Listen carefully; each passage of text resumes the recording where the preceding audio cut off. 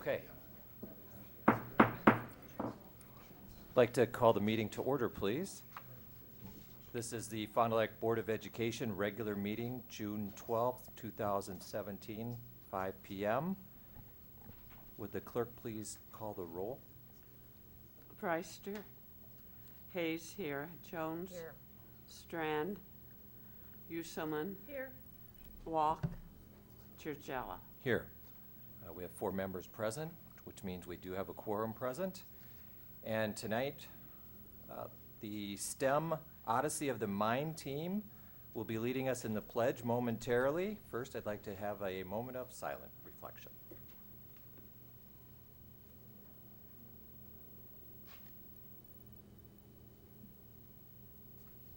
Thank you. So, the Odyssey of the Mind team, like to head to the front. We know you're not a shy bunch. All right.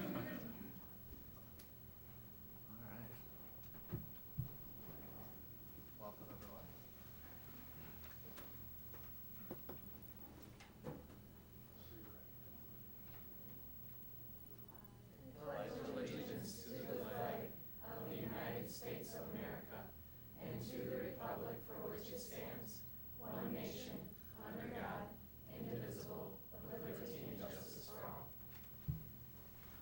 Well, thank you and good evening. And who's going to lead your discussion tonight? Sophie. Sophie? Feel free. Step over to the microphone if you can get that going. And Okay. All right. So we have 5 members with us tonight. Well, 5 out of 7 because 2 of our members are on the NJHS trip to DC on their way right now. So tonight we have Alyssa, who's in 7th grade, Ruby, who's a 6th grader, myself, who I'm a 7th grader, almost an 8th grader, Miles, who is an 8th grader, and Nathan, who's a 6th grader. well, welcome. Now, tell us all about Odyssey of the Mind. All right, so Odyssey of the Mind is a creative problem-solving competition. So our state was at Madison Technical College, and Worlds was at Michigan State. So we have 5 different problems that are sent to us in, I think, early November, and we get to select the problems. And there's different types of problems, such as structure problems, acting problems. In past years, there has been like silent movie problems where the entire thing had to be silent actually, and there had to be music, such things like that. So our problem this year was the classics problem, which is always has to do something with history. We've done classics in the past. When I was actually in 5th grade, we did the past classics problem. So our problem this year, we had to do ours connected with time travel and art pieces and different things like that. So we had to have time travelers who, in our case, were art materials, such as crayon, scissors, and clay. And we had to show them, they were looking for inspiration of art. And what they didn't know is, well, what they found out in the past is that Omer was actually the person, Omer is the Odyssey of the Mind mascot, actually inspired these different art pieces from the past. And we actually had to make a recreation of these art pieces. So we chose Vincent van Gogh, Sunflowers, from 1888, correct? Okay. The King Watches by Rosa, I can never say the last name, which is from 1887. And then we actually had to make our own art piece. So we travel twice into the past and once into our future, but in our play's past. The play is actually set in the Sketchpad, which is where the art supplies are originally found. And they're feeling lost, and they're looking for inspiration of art. And Omer shows up, and he takes them into the past and once into their future to show them how art was inspired. And then they bring that back with them to show the human race. Well, the art supplies race. So that was our problem this year. We got first place at state. Yes. And we actually got one of the most prestigious awards at state, which is called the Renata Fuchska, which sent us to World Finals, and we got 10th at World Finals, which is very exciting. That is very exciting. That is. Very, very exciting. So, How many competitors are we talking about that participate? There are like 22-ish different countries in our problem and division. We had 54 different teams that we were competing against. That's good. Wow. Wow. And Well done. many of you have done this previously too, correct? Mhm. And have had some pretty good successes as well, so it's impressive. I mean, it's so impressive It to is everyone very up here that impressive. this doesn't sound like something we would have ever done in school. Very, very At all. creative. What else do you have to tell us? Well, actually, during our process of Odyssey of the Mind, we use power tools, we use our creativity, we use songwriting and building and all these different things to create our skit or our masterpiece, I guess you could say. Like Miles, he's very good at puns. He's the pun master. He's a scissors and he says things like "cut it out" or he's really a cut above the rest. Like things about Sure. things like that. Nathan, he actually wrote an original song for our performance, which was for our lion scene with the King Watches. He wrote an original song, and us, or the girls over here, we wrote the lyrics to the music. And Ruby is a very good artist, and so is Alyssa. And Alyssa actually, she's very musical too. She plays violin, and that really helped with our process too. And also, all of the work that we do is from only the people on the team. There's no outside assistance from any other adults or any other people. It's only the people on the team that work on the set. You guys do a Very wonderful cool. job. It is. Right. How many members or try out for your team, or how does one get on to be on your team? So my first year of OM, which happened, oh my gosh, that was 5 years ago. So there was actually tryouts in our school because Mr. Baraboo, our coach, he actually worked at STEM at the time. He had I remember there was just a room full of people, and he had us do like spontaneous problems, which is I guess kind of self-explanatory, just on the spot problems. Like I remember we did things with clay, and he had us fill out a form and basically saying like our hobbies or experiences or things we've done, and that was how it was selected the first year, and that was a team of 7. And then the next year, we actually had tryouts again, which we added on Miles and Jared that year. And that year, we had tryouts again. Then the next year, we only lost one person that year. She actually went to Tyson. We just had somebody from a past team come onto the team. And then last year was one of our biggest years of recruitment, I guess you could say. We lost 4 members. So it was just Miles, Jared, and I on the team who kept on going. So we had to pick new members. We picked Olivia, who she's actually from Lamira, I believe.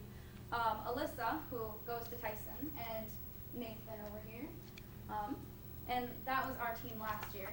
And then this year we had to recruit again, which we recruited Ruby. Yeah. So that That's- was kind of our additional. That's great that you guys are keeping this together and succeeding at the levels you are. Yeah. Schools and all these. Yeah, and the different schools that you're recruiting to, that's great too. Now, Dr. Siebert, do we have a We do. Fondy Pride Award to We hand do. out? We have a Fondy Pride Award for you to hang proudly at STEM. And as Mr. Georgella said, we're just very proud of you. It's consistently successful. You're consistently going to the World Finals, and this year to finish first in state, to win the Renata Fusca Creativity Award, right, is unbelievable. And 10th at World Finals, we're very, very proud of you. So we're going to come out, we're going to present you with this award, and we're going to take a picture of you, and we're going to spread all over social media. Okay? Sure.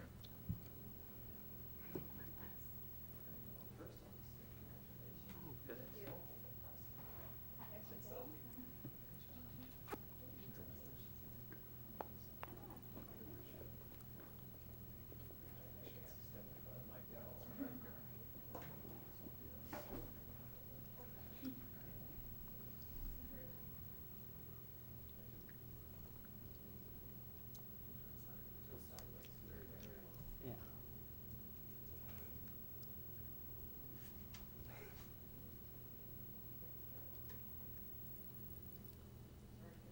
Very good. Thank you very much.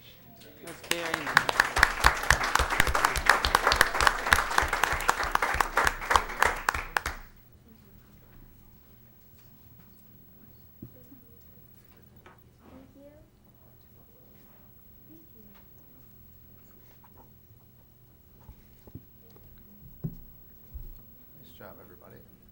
Yes, Thank thank you you. again for being here tonight. It's an enthusiastic and exciting bunch to hear them talk about their Odyssey of the Mind.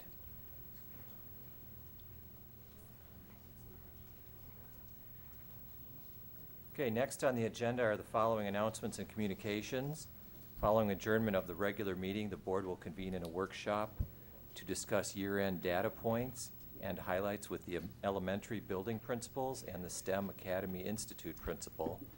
And following adjournment of that workshop, the board will convene an executive session to consider student expulsions as provided for in Wisconsin statutes 19.85, 1A and F. And next on the agenda is our first audience to visitors and delegations. If anybody would like to address the board on a school district-related matter, they may now do so. Okay, seeing none, we'll close that segment. Move on to approval of the consent resolution agenda. Board members have been provided background material and information on each item or have discussed it at a previous meeting. These items will be acted upon with one vote without further discussion. Any board member may remove an item from this agenda, and this item will be considered and discussed separately under the agenda item of individually considered resolutions. Could I have a motion for the consent agenda, please? I move to approve the consent agenda as follows. Approval of minutes, May 8th, 2017 Board of Education regular meeting, workshop, and executive session as presented. May 22nd, 2017 Board of Education regular meeting, workshops, and executive session as presented. Business services approvals, the May financial statement accepted and its publication authorized. Current expenses, to approve the bills of the Board of Education in the amount of $9,688,180.74 and to have warrants drawn for their payment. Human resources, resignations, effective June 8th, 2017, Stephen Bauer, math teacher at Sabish Middle School. Lindsay Shank, elementary instrumental music teacher. Melissa Thiel, special education teacher at Parkside Elementary School. Todd Warnicki, first grade teacher at Parkside Elementary School. Tanya Ruby, kindergarten teacher at Waters Elementary School. And Daniel Anderson, English teacher at Fond du Lac High School.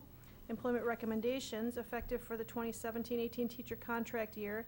Jody Haney, 1.0 FTE science teacher at Fond du Lac High at level 5. Peter Herr, 1.0 FTE art teacher at Fond du Lac High at level 4. Terrence Lofton, 1.0 FTE science teacher at Sabish at level 1. Adeline McCauley, 1.0 FTE language arts teacher at Sabish Middle School at level 13. Kristen Pfluger, 1.0 FTE choral general music teacher at Sabish at level 1. Nicole Pollock, 1.0 FTE art teacher at Fond du Lac High at level 6. Tiffany Schmitz, 1.0 FTE grade 1 teacher at Parkside at level 3. Jason Schutte, 1.0 FTE art teacher at Pyre and Riverside Elementary Schools at level 4. Paula Suminicht, 1.0 FTE special education instructor coach at Pupil Services at level 13. Jordan Wendt, 1.0 FTE special education teacher at Parkside Elementary School at level 13. Second. Okay, we have a motion and a second, and we don't have a Miss Simon here tonight either, I see. So we have normal comings and goings at this time of year, it appears. Is that We do, yes, yes. And many of them, as you can see, of the ones that are going are more recent employees who are relocating closer to home. Yeah, there was a noticeable number of those, for Mhm. sure. And the incoming people, we wish success to them as they come here and join us. Certainly, yes. Very excited to welcome them into Fond du Lac and the Cardinal family. Right. If there's no further discussion, would the clerk please call the vote? Hayes, yes. Jones, Yes. Uselman, Yes. Georgiala. Yes. Motion carries 4-0. Next on the agenda is individually considered resolutions. First, from Business Services, to consider budget adjustments for the 2016-17 school year. If we could have a motion for those adjustments as they are presented. I move to approve the changes to the 2016-17 budget, which reflect a total revenue budget of $107,747,222 for all funds and a total expenditure budget of $107,095,849 for all funds. Second. We have a motion and a second. And Mr. Gerlach, do I want to bring you into this, or is there? Not yet. Not yet. Okay, very well. Well, if I remember Um, correctly, we do this kind of this time This is every kind of an year. adjustment toward the end of Yes. the financial year. This is an annual activity, yes, and it generally revolves around grant fundings, gifts that come into the district, and IDEA flow-through. So there are a limited number of funds that are affected here, Fund 10, Fund 21, and Fund 27. And as Sue pointed out, it's something that we do on an annual basis this time of year prior to this budget season closing on June 30th. And there is nothing in here that looks out of the ordinary from previous years, it appears. No, not to my knowledge at all. Okay. Any other questions from board members? Okay, seeing no further, would the clerk please call the vote? Jones, Yes. Uselman, Yes. Hayes, yes. Churchella. Yes. Motion passes 4-0. Next, under business services, is consider Airmark contract renewal for the 2017-18 school year.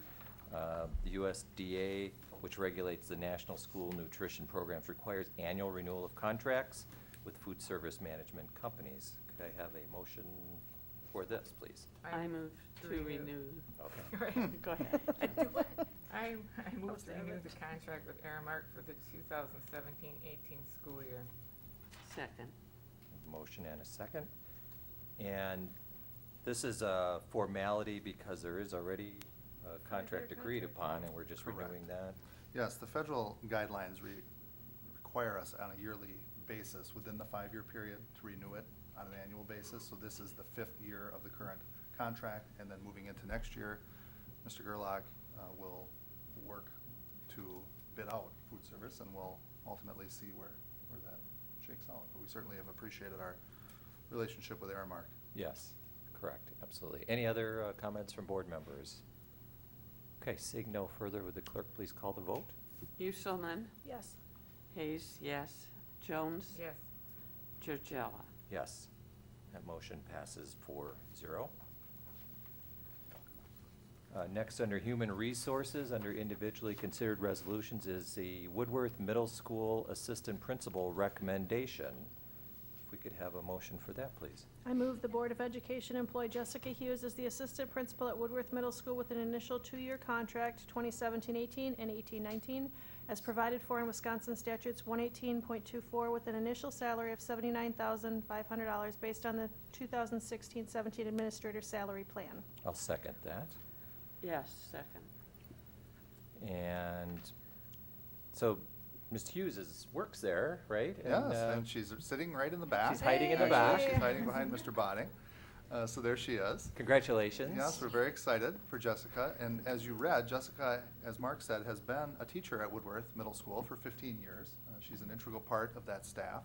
She's very articulate, she's very hardworking, and perhaps most importantly, she has incredible relationships with students, families, and the staff at Woodworth. And so we believe she's a perfect fit to support Mr. Hill and support the students and staff and families at Woodworth Middle School. I agree. My daughter has had Ms. Hughes, and she's fabulous. I wish you nothing but the best success there. I know you'll do great. Thank you very much. Looking forward to seeing you there. If there's any other discussion, could we, let's make it official.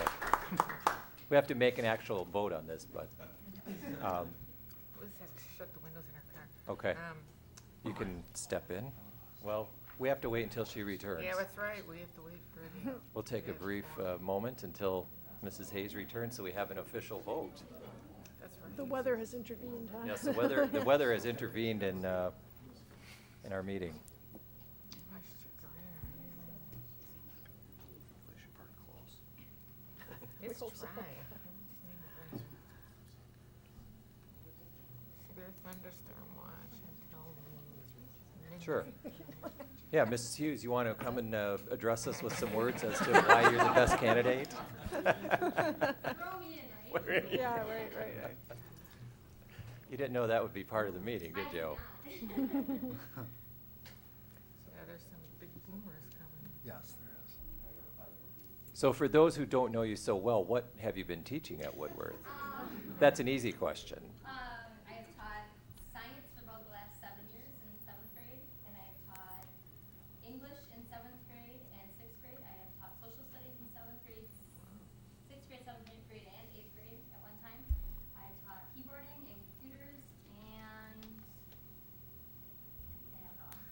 So Wow. you, My 14 years of That's a lot.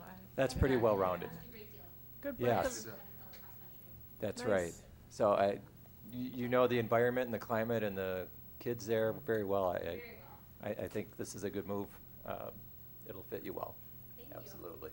Assuming we get this fourth vote in the door. We'll get hit by lightning on the way back or something. We could, Here she is, all right. there you go. Oh, So we're, we have to go because we need. we're waiting to four. vote on I approving, realized that when I left. Yeah. after waiting, that. waiting on the vote for Timing, Yeah. yeah. Jessica Hughes to be approved. Right. I'm very happy to vote positively on this. Okay? So we need to Yes. call that vote. Hayes, yes. Jones? Yes. Uselman? Yes. Georgella? Yes. Motion passes 4-0. Now it's official. Congratulations. Congratulations. All right.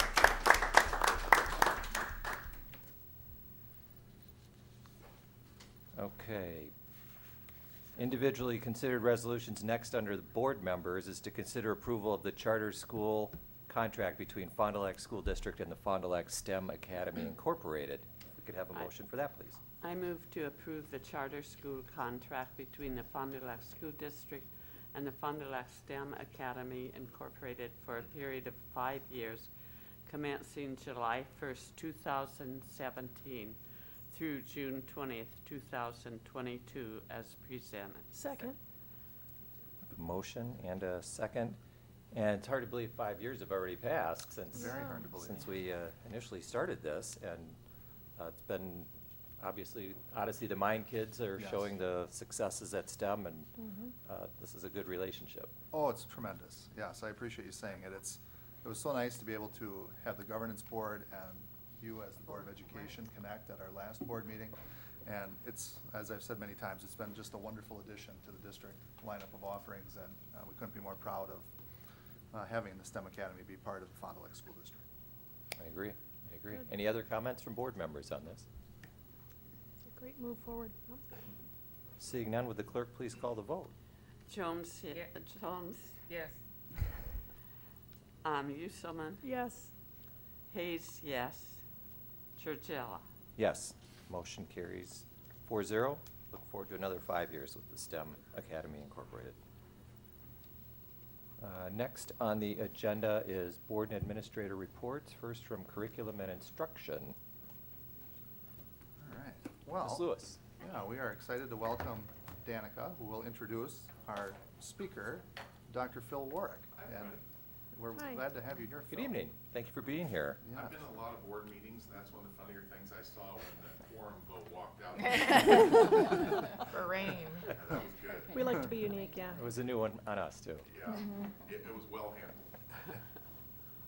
All right, we'll just get this all set up.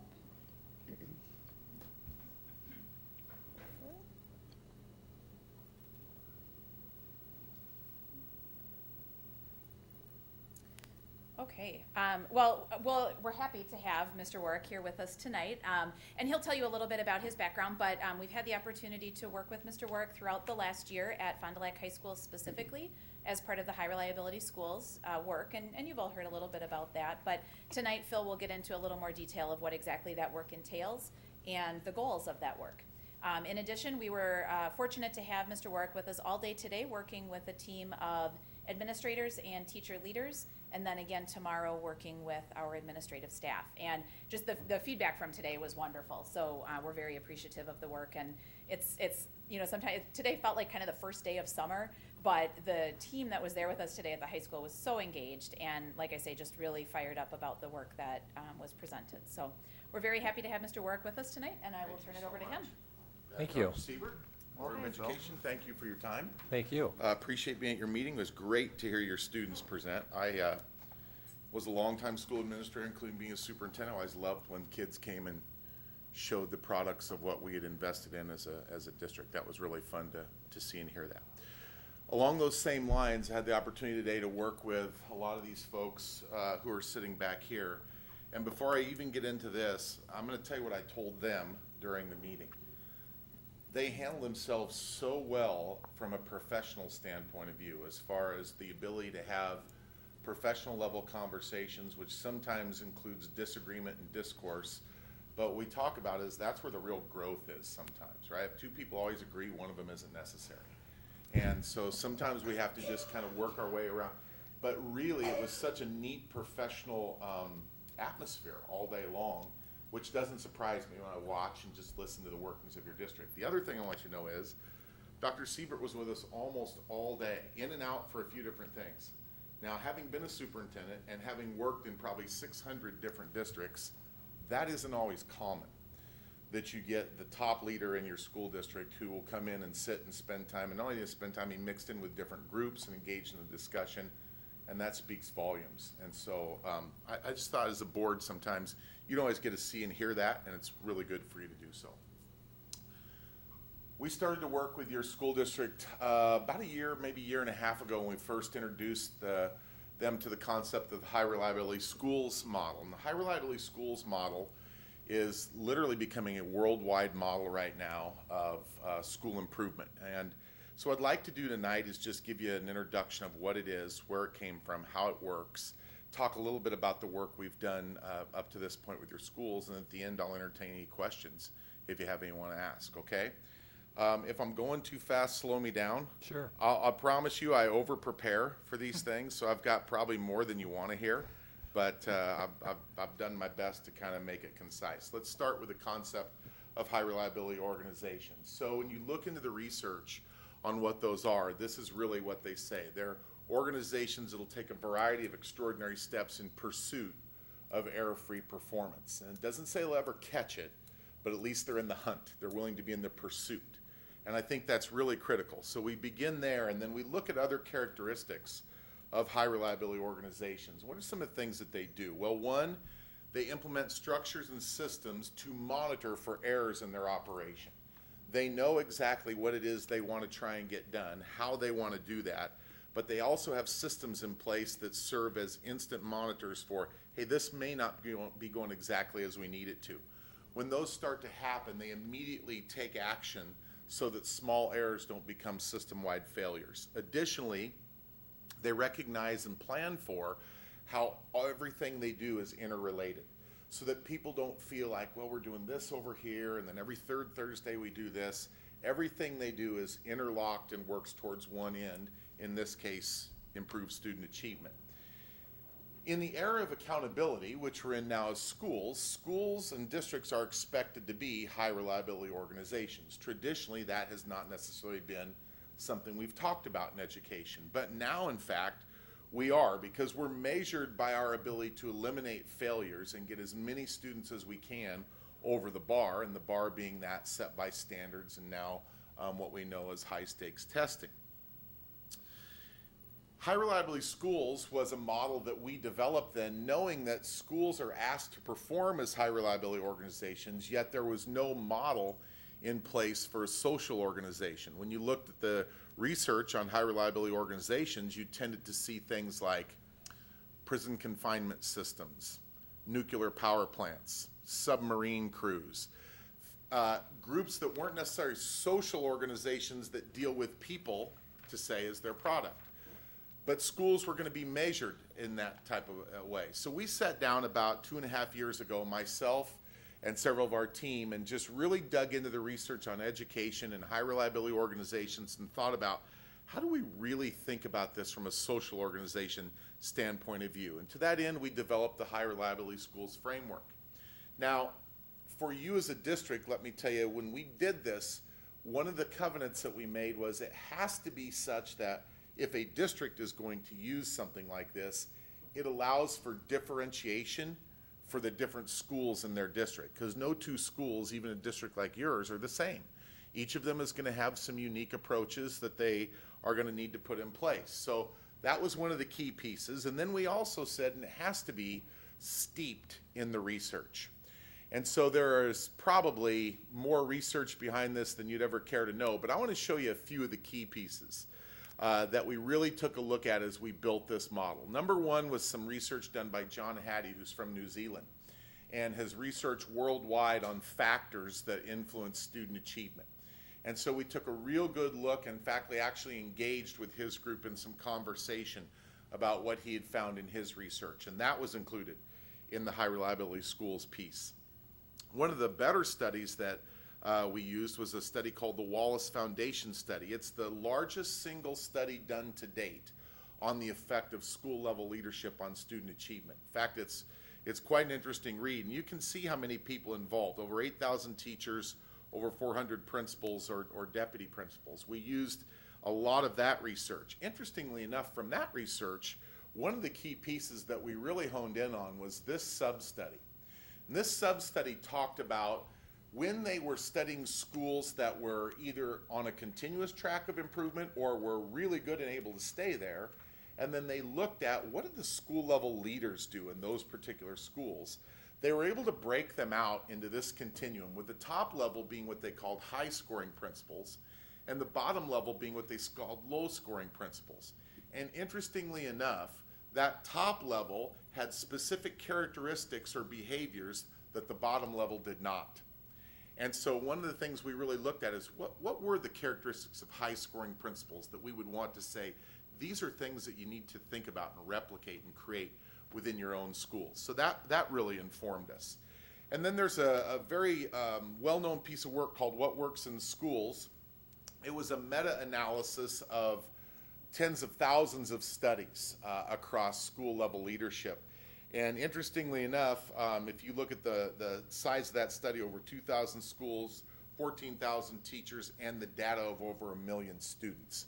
So this is a model steeped in 48 years of research into education. Additionally, we borrowed some things from other areas. What was kind of neat about this is when we began to build the model, we had an agreement. Let's not be myopic and only look at education.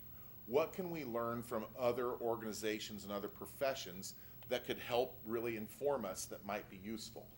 We spent a little bit of time looking into Fortune 500 organizations and some of the things they do, and then we had really nice access to the United States military, because Bob Marzano, who is one of the key lead authors on this and probably one of the foremost researchers in education, his son was the flight wing commander aboard the USS Abraham Lincoln.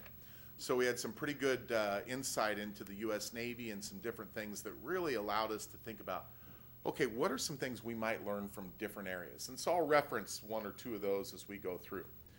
The key is when you look at what are the conditions for continuous school improvement. This is really gets to the heart of the model. Well, the conditions are this. Anytime you have substantial school improvement, it's a collective, sustained effort. It is rarely, if ever, isolated individual events. But interestingly enough, what's happened in our business forever is we've kind of chased these isolated individual events. Instead of saying, what if we had a system, and the system was based on what we know works, and we stayed the course and gave ourselves a chance to get really good at that system? That's the concept behind high reliability schools. It's based on some work called Leaders of Learning from Rick DeFore and Bob Marzano. And we put all of these pieces, high reliability organizations research, 48 years of school research, what we learned from Fortune 500 companies, what we learned from the United States military, what we knew from the experience of those of us working on the model who had been practitioners in the field, and we developed the high reliability schools framework. The framework is 5 levels organized in a hierarchy, and you can see them right here. And I'm going to speak to this just a little bit. So you can see that levels 1, 2, and 3, safe and collaborative culture, effective teaching in every classroom, guaranteeing viable curriculum, that's really the base work that every school needs to do. In fact, what we say is that levels 1, 2, and 3 are foundational for every school. In the era of accountability, you really don't have a choice. If you're not going to work in those areas, you're going to struggle. And so that really makes up the foundation of the work we do. Now, interestingly enough, when you think about those, there's a rationale for why they're in the order they're in. Safe and collaborative culture first, because that's the soil you plant everything in that you do. If you don't have a safe and collaborative culture, you can try some of the neatest things, it'll die at the root system. So we really talk about you've got to have that first. Second, effective teaching in every classroom. And notice it comes before guaranteed and viable curriculum. That's actually a little bit of a reverse from what previous school improvement models have talked about. Many of them in the past talked about making sure you have a really solid curriculum, but ours reverses that for this particular reason. An effective teacher will overcome a poor curriculum, but a perfect curriculum will never replace an effective teaching. So that's been prioritized at level 2 and really kind of reversed the trend of the past, and it's been very well received by a number of folks. So right now, this has really been some of the things that we've talked with your people about, and we engaged in some conversations about these today, and really from 2 aspects. What are you already doing well? What might be some practices you want to tighten or improve within these particular areas? We'll engage in a little more of that conversation tomorrow with your school leaders.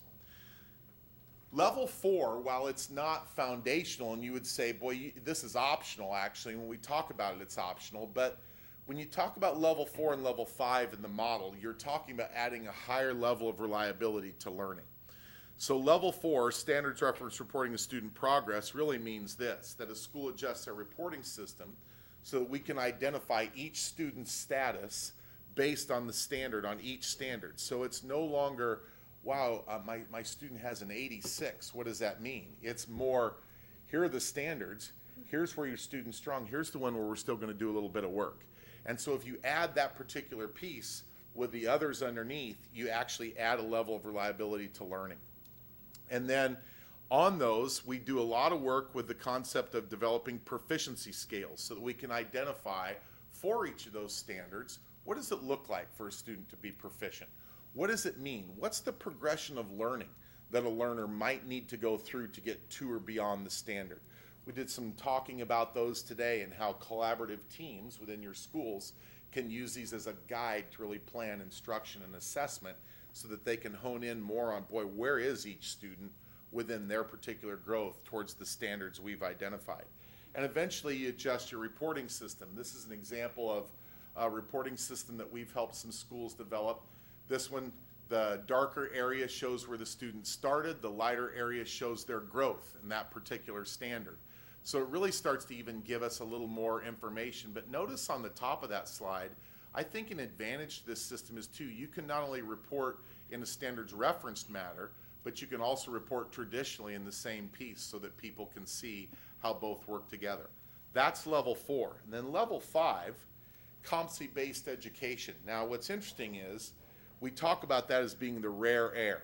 And what that means is that a school replaces a system that matriculates students on the basis of time and instead allows students to matriculate faster if they're capable of that. If I can go faster, I'll do so. And they create those vertical pathways for that to happen. We're seeing a number of schools really become highly interested in not only making sure the first 3 levels are solid, but the top 2 levels, especially when you think about the use of technology as a learning tool and a blended learning tool to allow students to accelerate if they're in fact capable of doing so. Along the line, we came up with 2 key pieces that we took from the Fortune 500 area. Leading indicators is one of them. Fortune 500 companies talk in these terms, leading indicators, and those are the specific conditions that are known to be associated with successful organizations. For us, the leading indicators are what we call, or are the conditions that leaders want to try and create in their school. These are the conditions that help us be successful.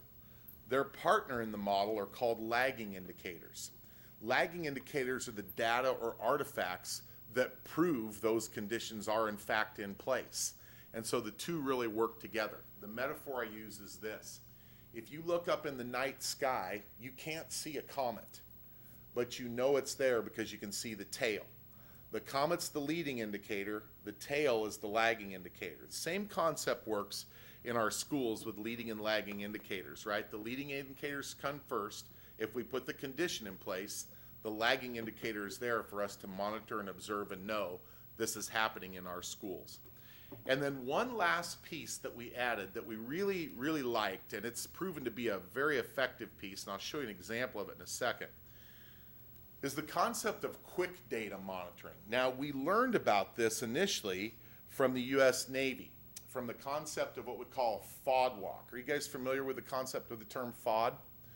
So FOD stands for Foreign Objects and Debris. This is the picture of a FOD walk taking place aboard an aircraft carrier. And what happens in a FOD walk is that every sailor on the ship, including the captain down to the sailor that joined yesterday, gets shoulder to shoulder, and they each walk a certain section of the deck to make sure that there's no foreign objects or debris that if they were sucked into a jet engine would cause a catastrophic event aboard the ship. Now, what we started to think about is, that sounds like it would have a little bit of usefulness in our schools. What about FOD walks for your schools? How do you make sure that the foreign objects and debris are not leaking in? And so we really sat down and thought about what might some of those look like. Well, we've identified 3 areas that you can really use for FOD walks. One are things like quick conversations. Remember, the concept of a FOD walk is all hands on deck. So in this particular situation, you might identify just a few staff members to say, hey, periodically, would you have this conversation? How safe has our school been recently? Is there anything we need to know about, right? Gathering quick data to say, hey, is it good, or is there something that we need to know about? Quick observations is another one. This is, again, there's certain things we want to look for. We're going to identify some folks just at different times to help us observe. We may go out and observe, but we know the conditions we want to exist. We're going to watch and make sure those are in place. And last but not least is easy to collect quantitative data, which we gather in schools continuously and rarely use for very much. We tend to be data rich, but we don't always use it. And now it can become useful as a quick data source to say, hey, I want to keep my eye on this particular piece and make sure it's healthy. Why to use quick data? Well, here it is, to monitor the health of your systems, and it's so that you can take action as soon as you see something starting to go awry. We really spent our time today talking about safe and collaborative culture, and some of the things are going well in your schools. But we added one level to this system that I want to make sure you're aware of. This is all a data-driven piece. It's not just about, hey, we know these are the best conditions, are these there? We really wanted to make sure it was data-driven. So we built an HRS survey. There were a team of 3 of us that worked on the surveys for what seemed like an eternity, really to just make sure that we were covering things we needed to, but not in such an abundance that they became cumbersome. What happens when a district or schools engage in the survey is they've got 4 different surveys they can choose from at each level: parents, students, staff, administrators. When they take the survey, they get back from us a report that looks like this. It allows them to first take each of the leading indicators and do a comparison across what did the different groups perceive about this condition. For example, in this one you can see leading indicator 1.1, faculty and staff perceive the school environment as safe and orderly. Administrators, their mean score was 3.14, teachers 3.49. It's a 5-point Likert scale. So that shows, you know what, that's maybe not quite where we'd want it. And it allows them to kind of start thinking about where might we move on this one. So the first thing they get is the summary piece. Then within each leading indicator, they can dive deeper into the survey data and really start to isolate and drill down and say, okay, what might the issues be within our data for our particular school? What are some of the things that might be causing our data to be good or causing our data to maybe not come back as strong as we thought? And then based on that survey data, you can engage in the process. And here's the HRS process. You use the data, you look at each leading indicator, and the first thing you do is look for your 4s and 5s. What's consistently 4s and 5s across your group? Those would be your potential areas of strength. If they are in fact areas of strength, you should be able to then produce lagging indicators, the evidence right away to show this is an area of strength and here's why we think it's an area of strength and here's the data that backs it up. And then put quick data in places to monitor it and make sure it stays healthy. Then you continue the process and you look for your areas of growth. Where did we score low, or where were groups really disparate in their view? One group said this is really high, the other group said it's really low. Those really then help you think about your strategic planning. If things come back as 3s or below, or you have large deviations between groups, that then gives you specific focuses for strategic planning. So it's not, I think we want it, it's, boy, here's the area that we need to really address. So it really allows us to kind of hone in on some of the things that might help us greatly. Let me show you an example of this and just kind of show you how it has come to fruition in one particular school using one leading indicator. So this is actually from a school in the district where we're hosting the High Reliability School Summit this year, Rockwall, Texas. So this is Utley Middle School, and Utley Middle School is just under 1,000 student middle school. And they really, when they got their survey data back, like we had originally looked at just a second ago, they noticed the scores were low for leading indicator 1.1, safe and orderly environment. When they dug down and looked a little deeper, it wasn't necessarily as much a safety issue as it was an orderly issue. People didn't think that there was a consistency in orderliness across the school. So they went back and they engaged in some strategic planning to fix it. To do so, they established some very new and consistent procedures for student discipline. So people knew, hey, this is a rule here, it's also a rule here, this is our expectation. They created this particular piece, what they called their Wolfpack discipline plan. They put it into place, made sure all of their staff understood this is how we're going to handle things moving forward across this school. We want consistency because what we want to see is we want to see some orderliness, and if we do, we should see a change in two pieces of our student data. One, we should see a drop in in-school and out-of-school suspensions, and two, we should see an increase in people handling things at the classroom level because we've agreed that this is going to be a consistent enforcement. So to that end, they put some quick data in place. Here's their first piece of quick data. They looked when they started, and the tall bars on the left, those represent out-of-school and in-school suspensions. On the right, where you see almost flat line on the bars, represent what was being handled, first line discipline issues within the classroom. So you can see why they might have had an orderly issue. They put the strategic piece into place, they continually work on that, they come back at the end of the year and look at the change in their data. In-school and out-of-school suspensions drop drastically, and what increases? The ability for people to handle it at the classroom level. So in other words, a consistency in how we're enforcing different things. And their principal told me he could feel the change in the culture about middle of October. And he said he was dealing with one student, and one student said to him, well, you guys are all enforcing the rules now, right? And so it was kind of a piece of quick data for him to say, yeah, so we're pretty consistent now.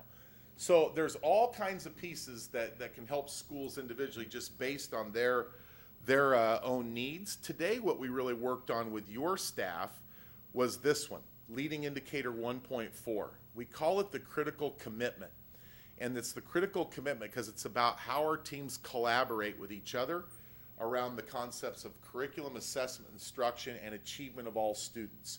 What systems do we put in place so that we're all communicating, working towards the right things, looking at data in the right way, creating intervention opportunities to move all of our students forward to the best of our ability. We had a great day on that piece. And what was really neat as we did it is they were able to reflect on some things that say, you know, I think we're doing some of these well. And I think every one of them would say, when we got some new ideas or rethought some practices, we might tighten up. It's just a dynamic environment, and that's a key piece. And tomorrow we'll revisit that, but we'll also begin with your principals and your school administrators to look at level 2 and some of the practices that are really key around the concept of effective teaching in every classroom. That'll be our focus, and we'll begin some of our level 2 discussions tomorrow. Last but not least, one of the things we created in addition to this model, we really wanted to practice collective wisdom. So we thought, how can we really turn into a collaborative site for school leaders around the world? So when a school joins the High Reliability Schools Network, as your district and schools have, they get a password to an international link that's on our website. And it looks like this. On the left-hand side, you can see it's the HRS network sign-in. Sign into that, and literally there are schools. We have schools from Australia, we have schools from Europe, we have schools from the United States, we have schools, I believe, in Guam right now, in Canada.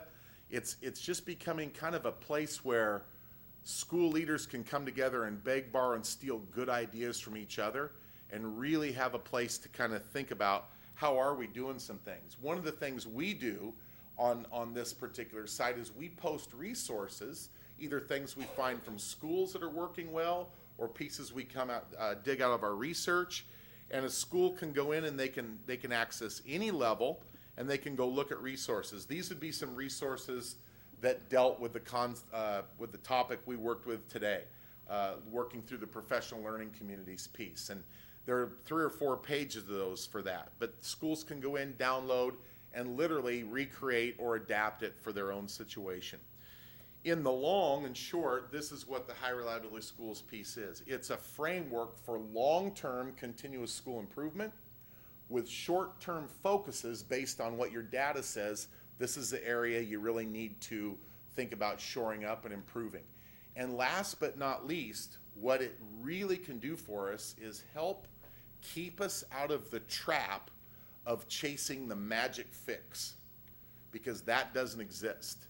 What we know is if you get really good systems in place that are about teaching and learning and the use of data, and you give yourself a chance to get good at those over time, you're going to be in really great shape.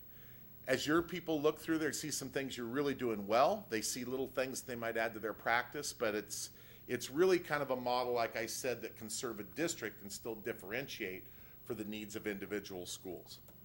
That's a lot in a short period of time, but I'd be glad to try and answer any questions that you might have. Well done, Mr. Warren. Oh, thank you. You did put a lot into a short period of time. Yeah. One of the questions I Yeah. came up with as we're hearing you is to get some of the data or the surveys, how often do you survey them to know where you're? Yeah, you're so at. great question. So the survey serves as your first piece of baseline data when you start in. Hey, where do we think we're at just beginning in each of these leading indicators? And that kind of is where you start from. And then as you're moving through, you have a couple of choices. You can take one indicator, for example, the school that I showed you, where they said, boy, this one is really our area of need. So they may resurvey that one later in the year, just that one indicator. Or they may say, boy, look, our quick data has shown us that we're in pretty good shape here. We feel like we're okay and good to go. So your first survey is your baseline data. Then it's up to you as you go along thinking about how do I want to measure our increments of improvement. A lot of places will maybe do a pre-post. Some places will pre-survey to start. They'll come back maybe a year later and do a post just to make sure. Many places will just survey one leading indicator or two that were in their strategic plan. And I know as individual administrators or as board members, sometimes we have a sense of things, but Yeah.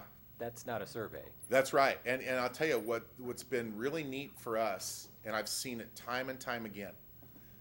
A school team will sit down with their data and they'll start to look at it and they'll go, you got to be kidding me. I didn't know. Really? And so then they start to drill down into it. They go talk with a small group of teachers. Hey, what's up? Well, here, this probably isn't going quite as well as maybe we thought. Let's get on it right now. So it really is. It helps us kind of clarify our perception a little bit. Yeah. Yeah. Absolutely. Good question. Other questions from the board for Mr. Warwick? So when you identify a need for improvement, then that process that's developed next, is that the administrator's job to do that, or is it a teacher team, or who does those, who It's does a little that bit of work? both, actually. So the strategic planning process really will be probably initiated at the administrative level, but one of the key pieces in level one, leading indicator 1.3, is bring teachers in on the decision-making process. Okay. Get their mind in there and have them participate openly in, hey, this is the issue, how do we move forward? So it's actually built even into level one. And often, we'll see in a school, if their data comes back in that area that says, boy, no, we aren't included in the decision-making process very often, that's the one biggie we got to take care of. And once we get that fixed, everything else starts to get better a little faster. Okay. Good question. Any other questions from board members? I did have one more. You kind of talked about consistent processes across Yeah. school buildings. Does that mean that there's not as much room for innovation if an individual teacher has an idea that they want to implement, or? Actually, on that piece, that was more of a discipline piece where they were consistent. When we talk about level two and you begin to talk about instruction, really what we're talking about is define what you want to have happen, what's loose and what's tight, right? This is tight. These things need to occur. but you have some decision-making inside here about how you make them occur. I'll give you an example. I was thinking about this when I watched your kids present tonight. I thought, oh, that falls right into our research under engaging cognitively complex tasks.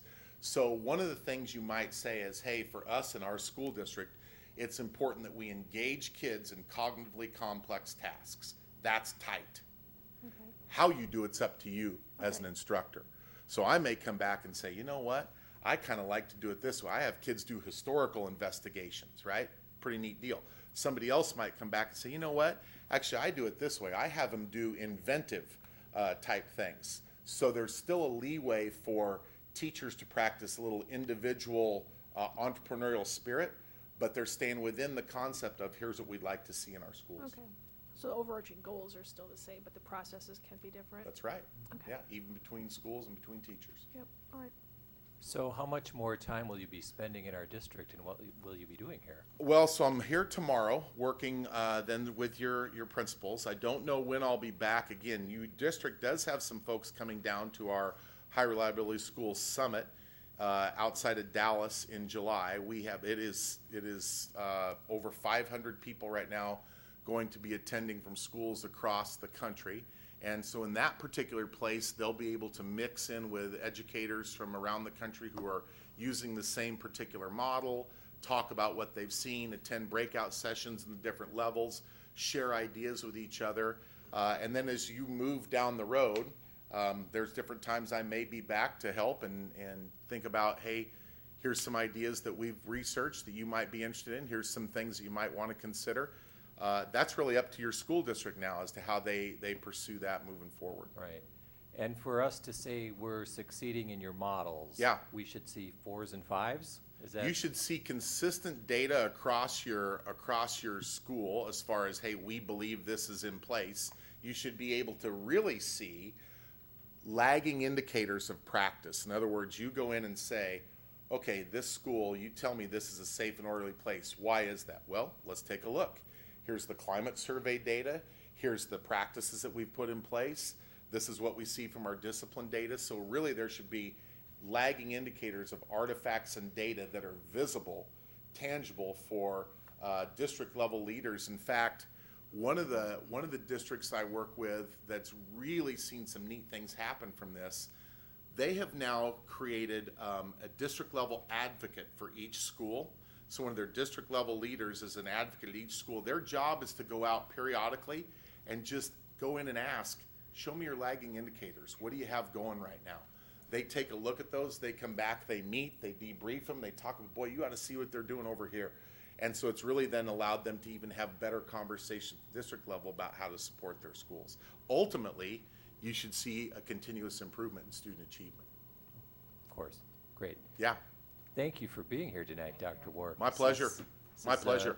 Interesting information that we on the board don't get to see or hear Right. about all that often, but Well, I appreciate the opportunity because I know your time is valuable and Thank you, Phil. thanks a lot. I appreciate you Yes. having me We in. really appreciate thank you for being here You again. betcha. Appreciate it.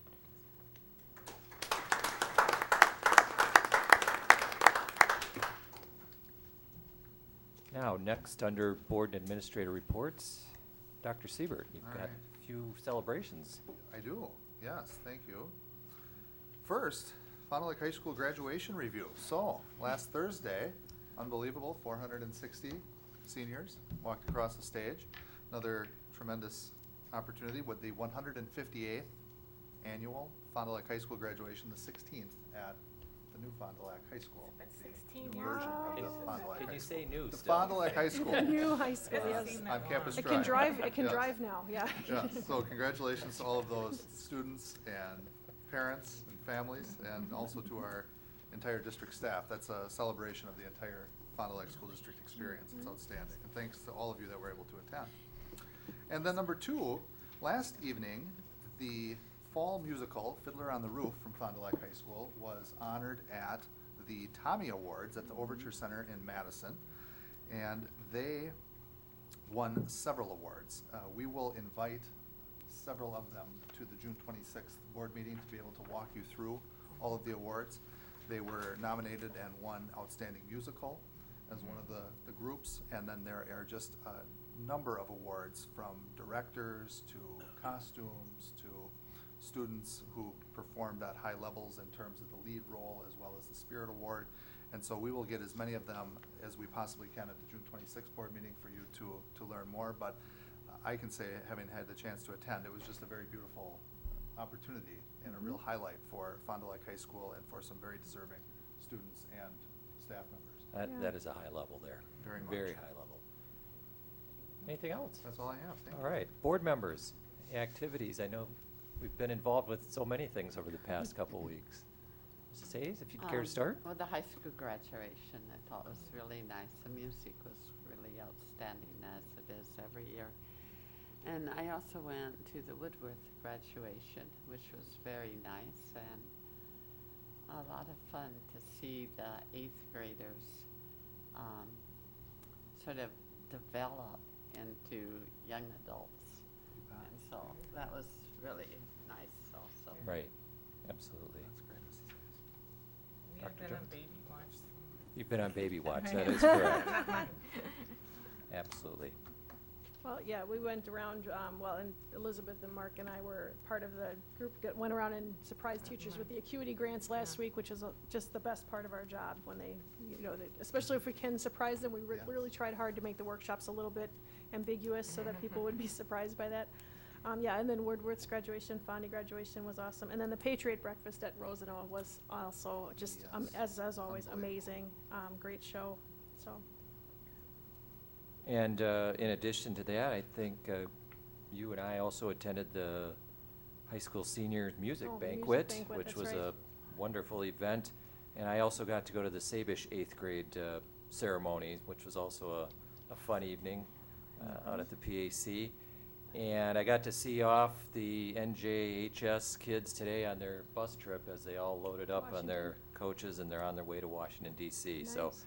15 hours on the bus and they'll be there. Is that all? Are we there Yes. yet? Are we there yet? Yeah, so it's been We're getting been a away from the weather. crazy couple weeks, but it's been enjoyable. Sure. With that, is there any additional appropriate matters board members wish to bring up at this time? Okay, seeing none, we'll move on to the second audience to visitors and delegations. If anyone wishes to address the board on a school district related matter. And seeing none, we'll close that. And I'll take a motion for adjournment to the workshop and to the executive session, please. I move to adjourn the regular meeting and convene in a workshop to discuss year-end data points and highlights with elementary building principals and the STEM Academy Institute principal. Following adjournment of the workshop, the board will convene in an executive session to consider 3 student expulsions as provided for in Wisconsin statutes 19.85 paren A, paren 1, parentheses A, and paren F. Second. Motion and a second. Would the clerk please take the vote?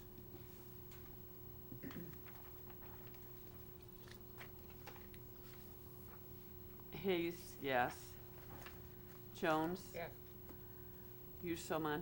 Yes. Churchella? Yes. Motion passes 4-0. We stand adjourned until the workshop. Thank you. Oh,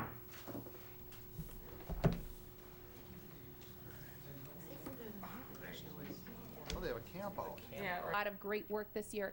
Our kindergartners going into first grade had a number of behavioral issues and or areas to work on. And I put a side note to share with you. Though that first grade class that is at 84%, last year they had 65 major behavioral referrals. This year they have 15. So we needed to get those behaviors so kids were focused on learning, and with that came the academic success in reading and math. So that's really exciting. And again, our work together as a district has been really helpful in helping us with that. Looking at the behavioral goal, last year, or our goal for this year was that 90% of our students would obtain a one or less majors. Last year we were at 84%.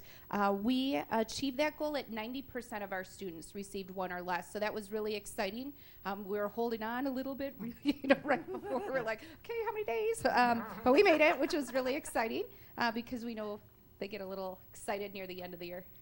And then our second portion of that was that we had 204 majors last year, which was quite a bit, and we wanted to decrease that by 10%, which would be 184. And we met that goal at 179. So really excited about the growth that we've made there. Our sub-goal to go along with that is that we wanted our students who were not white students to have similar proportional scores. And you'll see 83% of our students, Black, not Hispanic, received one or less majors to their non-Black peers who are 90%. So there was a 7% difference there, but that's a pretty small difference, which is pretty exciting, as well as 15% of the students were Black that had the more than the 0 or 1, with 20% of their non-Black peers. So really exciting there. Some of the work we're going to be doing in the future is we work with the DELT Diversity Equity Team, and Shavannah Talbert, who's new, she comes in and does some coaching with us, which we really appreciate. It's exciting because the teachers are asking for more. They're saying, we want to learn in this area. We don't have the skills yet that we need. And so I love that they're asking for it. We also received the Restorative Practices Grant for this next year. And so we're really excited about that. As our positive behaviors are going in the right direction, we're still seeing a lot of students coming in with physical aggression. And it's something we really want to work hard on next year. So that's something we're going to focus on. So we're having less behaviors, but kids are really being physical. And we have to figure out why and what are we going to do to change that. Right. You must be very happy with what I'm you're seeing really on this. excited, yeah. Is the restorative practices for like extra people coming in, or is it materials, or what is it support? So from my understanding, now I know Parkside has done it as well. No. Oh, you are, okay. But what I believe it is, we write a grant, and then whatever, if it's materials or supports that go with it. Well, I think it's still a part of doing, having the students and the teachers repair their relationships and their whatever happens because of their behavior. I'm just rather wondering how the than funds help you with that, yeah. I don't know I what think are you, training, okay, training, book Gotcha. studies, things Okay. like that. sure, thank you. And I wonder if we are also maybe gonna visit some other schools, Okay. either in district or out of district, that do a good job with that. So release time, and Mhm. things like that. Okay, Right, thank you. absolutely, All we're right. excited about that. So when you get back to school Mhm. this fall, with regard to the aggressive behaviors, Mhm. what do you expect to do or to Yeah. set the So boundaries? last year, over our summer break, we did a bunch of book studies, and people got to choose which area of book study they were going to do. This year, we're all hands on deck to finding what's good out there. So between our restorative practices, our PBIS universal training that we're all going to be going through again, we're just searching for those pieces. We know we have some influx of students that are bringing behaviors that were acceptable, or maybe not acceptable, but it's what they're used to. Right. They're Yep, tolerated at home, yeah. exactly. And so that's not part of our culture and climate. So we're going to be looking for those tools. So if you find them, we'd love to see them. We're doing a lot of teachers are doing a lot of different books that they're reading over the summer, and so You'll yeah. have something in place for yeah, exactly. No, these look great. I appreciate your Great. update on this. Thank you. Thank you, Katie. Hi, everybody. Waters had an amazing year this year. We really were rocking the house, and we enjoyed every minute of it. In the reading department, we did use maps to measure our 2nd through 5th grade, and we had 72% of them meeting the 50th percentile or scoring above that, which was above our baseline data last year in the spring, as you can see. And it didn't quite meet our school goal, but we're always after that. We constantly are asking ourselves about the new Lucy Reading units of study and how we can apply that to our writing and continue to help kids learn how to read and write to the best of their ability, because without a doubt, reading, writing, and mathematics, we're all about it. So the next one is the math goal. We had 70% of our students in the 2nd through 5th grade meet the 50th percentile in MAPS. Last year it was 72. I said to Danica, I even got them mixed around because they were so close. But I think that in the end, as we're really working hard on the one, no matter what, it just drops just a tad because you're working so hard with that reading, that mathematics, then we got to bring up again too. So we really tried this year with our Dream Box, and we got Dream Box for all our first grade students, and we just thought it was fabulous because it really met the needs technology-wise for kids to work on where exactly they were at with the standards, and you could bring it up and you could see how many minutes they were doing it, and every single day at Waters they did it for 10 minutes. And then they could also do it at home, and you could see what the kids were really working on it and just really enjoyed it. And again, I really think that as a team at Waters, we really believe in technology, bringing an aspect to learning that nobody else can do. Nobody trumps the teacher, but technology can help the individual. So it's very important to note that. And then in the behavior goal, you can see it was identical at 96% of the students had 0 or 1 major behavior referrals. We're trying to get to 98. This year, again, we did see kids in need due to trauma experiences, and we did have to do a lot of talk about how do we create the school family at Waters. And so we are doing a book study. 25 people are creating the school family. This is conscious discipline, and our 4K teachers in the district have done a book study on this already, and I was reading Brianne's notes, and they were so good off of my learning plan that I just said to her, hey, can I share these with the whole staff, because they're that good. So great work throughout the district continues to help other schools and other professionals every single day. And the other thing we're doing is Nurtured Heart Approach, which Tim's staff and myself and I went down. There's probably 5 teachers from Waters and myself, and then like 5 teachers from Riverside, and we did Nurtured Heart Approach. You guys, there was nothing better in my wheelhouse than Nurtured Heart Approach. I mean, loving kids and knowing that we own them all together and that we really want to see the best for every single one of them. So Tim was so kind because he has more money than I do, and he's paying $1,000 and I'm paying $500, and I haven't kissed him yet, but I will. And it's really going to benefit all of Waters staff as well. Oh yeah, here he is.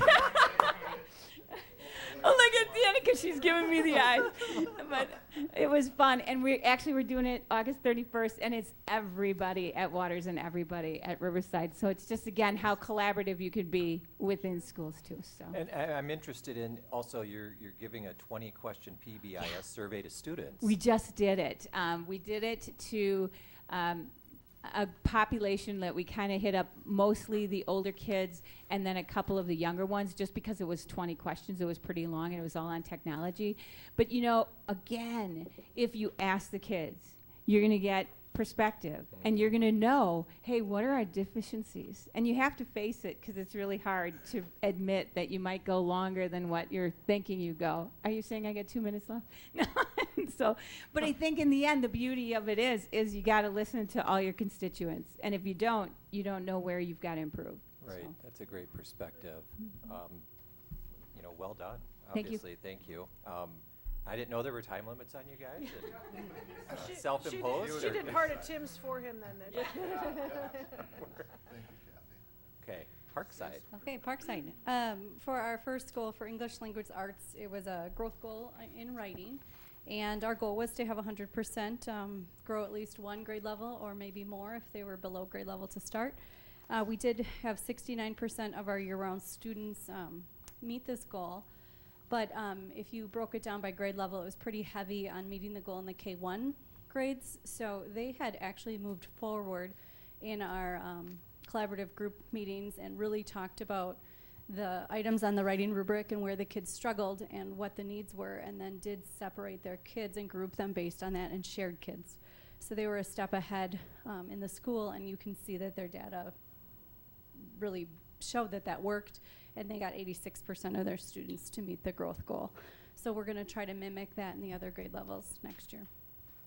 Math, I was a little scared to report on this, but we had 50% of our students meet the math goal, but no excuses, but we were a little overzealous, and we did have an assessment that assessed all the power standards that we had chosen from last year. And as you heard Katie say, they honed in on 1 or 2, which was the recommendation. So that is how we followed our collaborative groups, but we still thought it was important to assess our kids on it. But it was very eye-opening in some of the grade levels when the percentages were lower than the teachers even had anticipated. So that led to better discussion really on what Phil Warwick had presented today on are we talking about the right things at our grade level.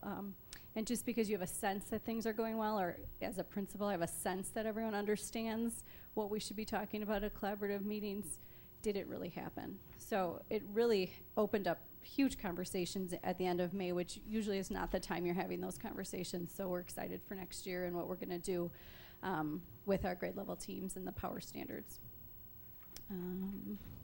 Behavior goal was better than it has been. Our goal always is to have 0 to 1 major referrals or less. Well, can't get less than 0, but we were at 81%. We've always been in the 70s. For this one, for the math and writing, I mentioned it was kids who had been with us for year-round is how we've measured our data, but in behavior we do all students. It doesn't matter when they move in.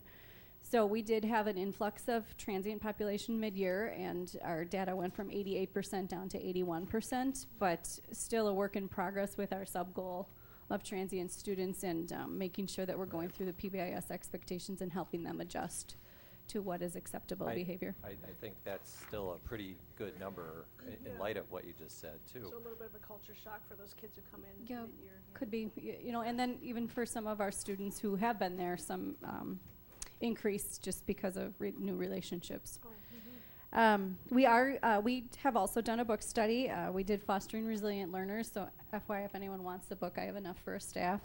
But now we're going to do Lost at School by Ross Green, and it provides actual real life, here's your situation, try this, try these words with the students. And some of our staff had pre-read it and actually started putting it into use already, so we're talking very highly about it. So we're excited for that. And then, as Katie mentioned, the restorative practice training, and we continue with our mental health. We're in our 3rd year of our mental health grant that will continue learning. Should look at students, you know, behaviors like students with IEPs, students, you know, in poverty, you know, breaking it down that way to see if there's a trend. We do, and we break it down by ethnicity. Our poverty rate is the highest in the district, so we are also the first school, I believe, to have our white student population is actually the minority at the school. So when we break it down, it really turns out to be our school. So, I mean, to look at it in poverty, our school is about 86%, so that is who we are serving. And we too work with Delta. I have a meeting with them on Wednesday, and we're going to go through the data a little more closely with the ethnic breakdown. So do you end up having some more meetings with your staff regarding the math scoring? I mean, that had to be a little bit of a surprise. Oh, it was a hot topic in May, so Yeah. it was a hot topic today with Phil Warwick. Okay. So, yep, and not only, you know, it's one thing to go through the process of choosing your power standards and thinking you understand as a principal and teacher what they are and how we're going to be teaching them rather than just waiting for when they come up in the curriculum. So, I mean, to have that focus of these are our power standards, so we are going to hone in on them. Yes. Whether or not we choose 1 or 2 to report out on them, there still are our power standards. Right. So it was just very eye-opening, Right. the shock of the data. I think that's right, and I'm fully confident that you guys will work with that and make that a better number.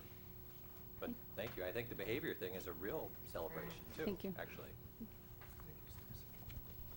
All right, at Riverside this year for 16-17, I'll report out at this time on our goals. I would like to say, before I start on the goals, just thank you for the opportunity for having us to be able to talk with you, and then also just to wish our staff across the district just a nice summer to revitalize and learn through the experience. And the last thank you that I have is to our Rocket family, because they really worked tirelessly this year and showed a lot of grit and modeling for our kids so that we had the opportunity to succeed and learn at high levels.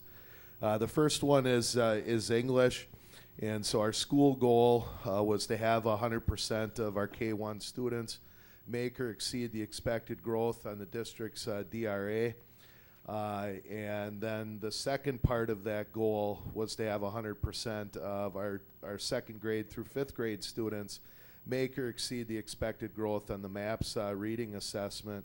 And so our year-end data, our kindergartners had met or exceeded the growth, 83% for their DRA. Our first grade was 67%. Then we went to the MAPS tool of assessment, and when we took a look at that, for the second grade, we only had fall to spring data. Everything else is spring to spring. The second grade was 59%, third grade 43, fourth grade 37, fifth grade was 43%, and once again, that was the expected growth. Some of the things that we're doing to help bolster our data and to elevate not only our students and our staff and our parents is we're engaging in a book study this summer. It's called Mindset and Moves, Strategies that Help Readers Take Charge. So we're all doing a book study with that so that we can flip it into our introductory staff meeting that we're having together in August. It also goes hand in hand with what the instructional coaches and I worked on this year, and our staff worked on this year with just integrating the growth mindset into everything that we do at Riverside, so that we can share our active role modeling of being lifelong learners and really have consistent verbiage all the way across our learning community as well as into our homes at our academic parent-teacher teams. Like Kathy already mentioned, the nurtured heart approach, so I'll leave that out just to value people's time, but we're really looking forward to having that professional development and all of us being able to integrate that consistent vocabulary all the way across, and then also to integrate that into our academic parent-teacher team meetings. In mathematics, our school goal was 100% of Riverside students will obtain a proficient or expert score, either a 3 or a 4, in the area of reasoning communication on the monthly exemplar rubric.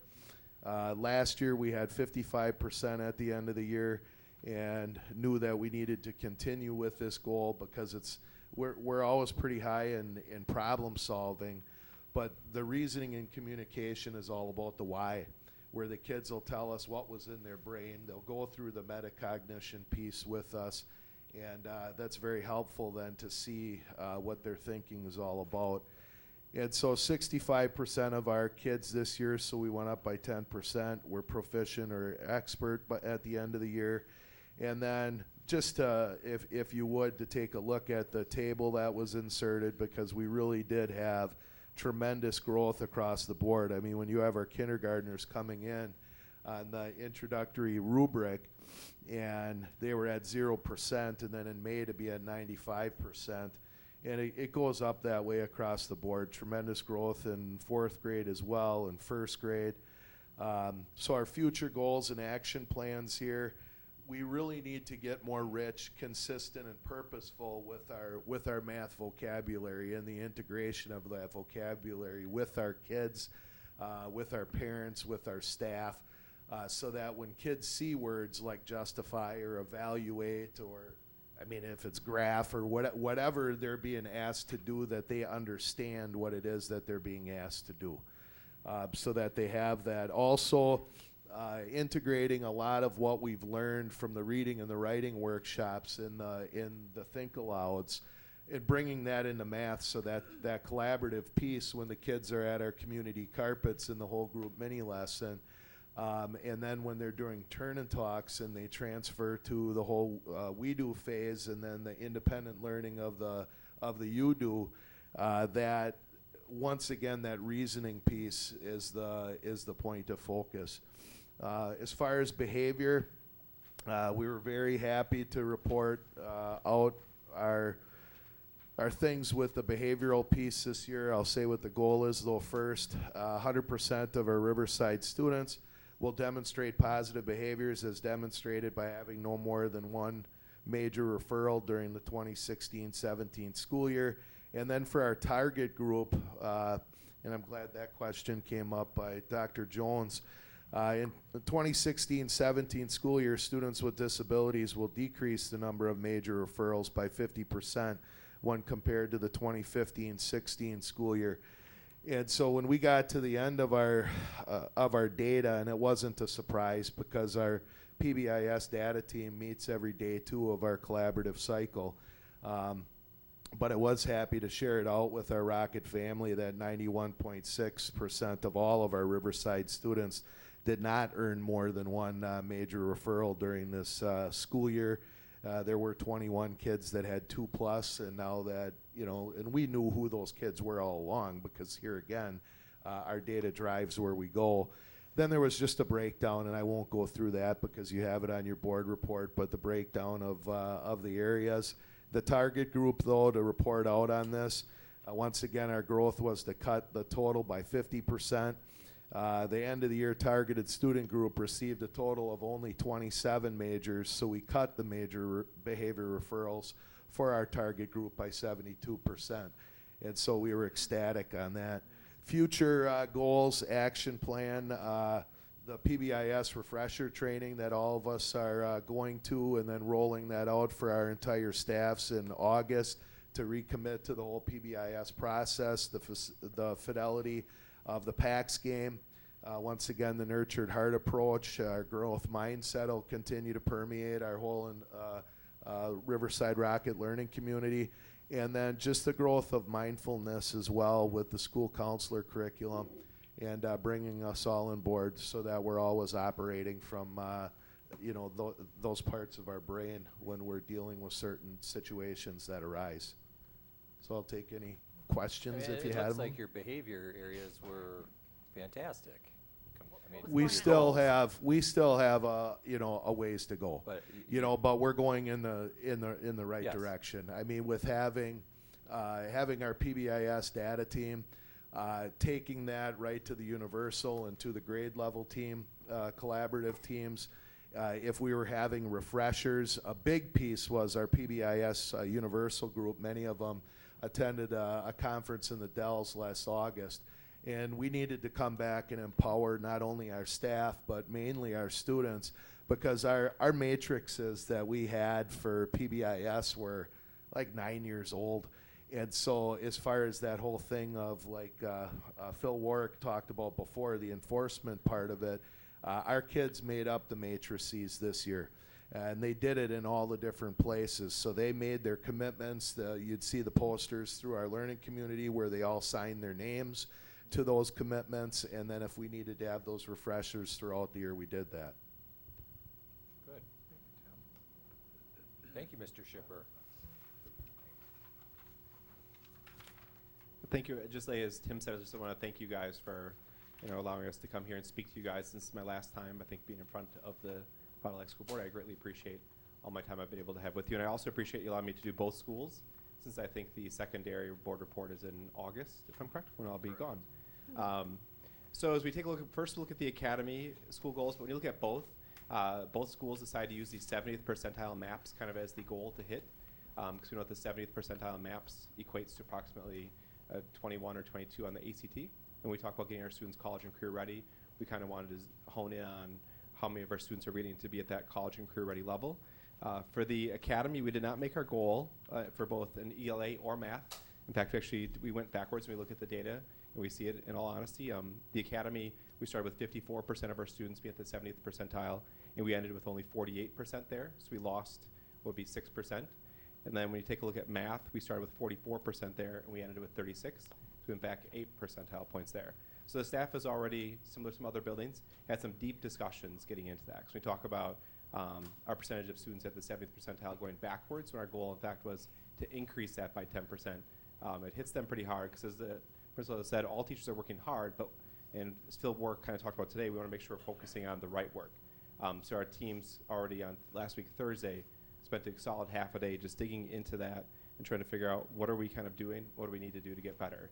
With the literacy side, we're entering, this year was the first year of a new literacy kind of plan we have, because we're a multi-age school, so we have students from grades 3 through 5 in our literacy room at once. And so the question is, how do you teach students from 3 grade levels in literacy at the same time? And so we came up with a plan. Basically, it's a 3-year plan, so then when students would leave us, they'd essentially leave with the same set of skills that they would leave any elementary, having gone through 3rd grade, 4th grade, and 5th grade, but knowing that, as I said, all of our students are blended. And so, for example, a teacher might begin the year with a 4th grade unit, then as they move into the next unit, it might be a 5th grade unit, but then the following year, they would start the year with a different grade level unit, so that over the course of time, our teachers would cover all of the units. The hard part, of course, is as a teacher, you now have to be a master of 3 grade levels of content. So it's a much more, I think, difficult task, but the teachers wanted to take it on. In the first year, it didn't go as well, but I think the learning curve is steep, and I know they've learned a lot in this first year, and I know they're excited, but at the same time, they're disappointed with the data as you take a look at it now. They're very honest about it, and are kind of, as I said, tackling it and getting after it. As we look at our behavior data, you'll see that our goal was to decrease the number of minor referrals in terms of defiance and disruption, because typically STEM, we do not have a lot of majors. We typically do not have a lot of suspensions, I think, due to the culture that we kind of work with our students. So then last year we had 193 minor referrals for defiance and disruption. Our goal was to cut that in half. Unfortunately, not make that because we ended up with 109. So our goal was to go from 193 to 96. So we were just over that. We were close to our goal, but we didn't quite make it there. Then we had 8.5 of our students had 2 or more majors in that. So we didn't make any of the 3 goals, but so the teachers have already really begun to dig into it and to think critically about kind of what's going on and what changes they need to make for next year. And so the hard part is when you're next year is entering year 2 of a 3-year plan, it's hard to throw anything out when you're only just now entering year 2. You want to see it kind of go through the whole cycle and kind of as a teacher grow and learn. As any of our principals here would tell you, after year 1, year 2 is typically when you start to grow. But the hard part for them is it's a 3-year plan. So you have to go through all 3 years and then enter the cycle the second time. But I said they're excited for it and ready to kind of take that on. So did they have any sense that these results would be what they were? I mean, did they get a sense of where it was going to land, or was that a big shock too? I think it was definitely a surprise to them. I think they thought, if anything, it would have been about the equal. When we talk about the percentage of students at the 7th percentile, they did not expect it to be a drop.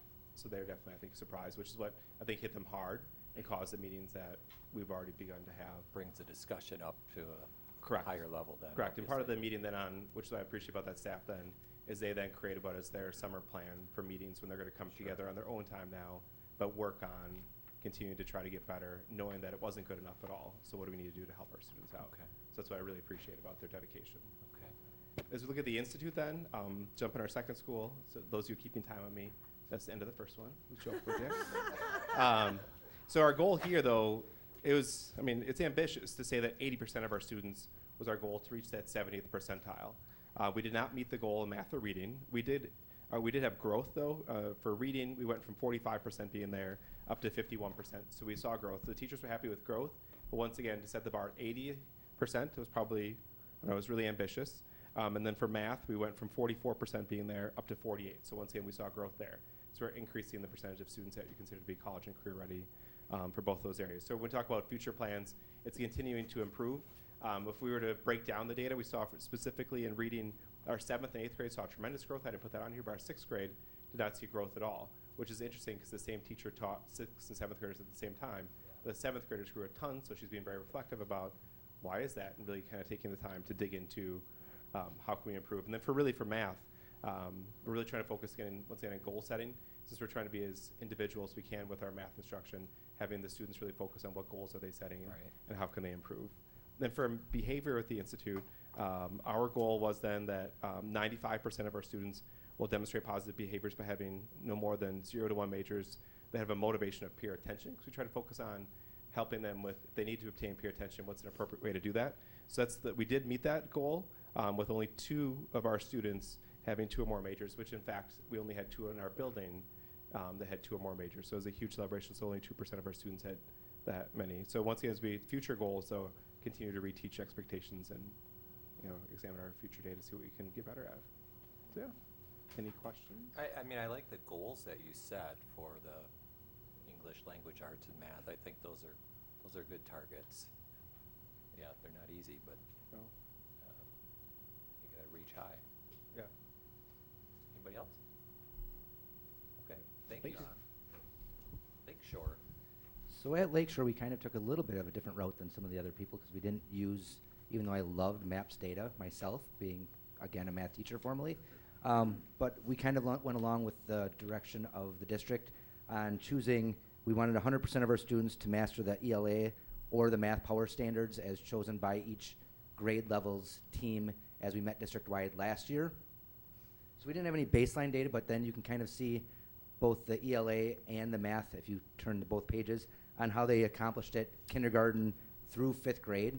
And we had some, I think, some very good data. We did not meet the goal in language arts or math or our behavior, as Mr. Smith stated with STEM as well. But we had students making some amazing, amazing grades, and learning was taking place. And as you can see, again, kindergarten, 82% of the students had met it. 1st grade, 74%.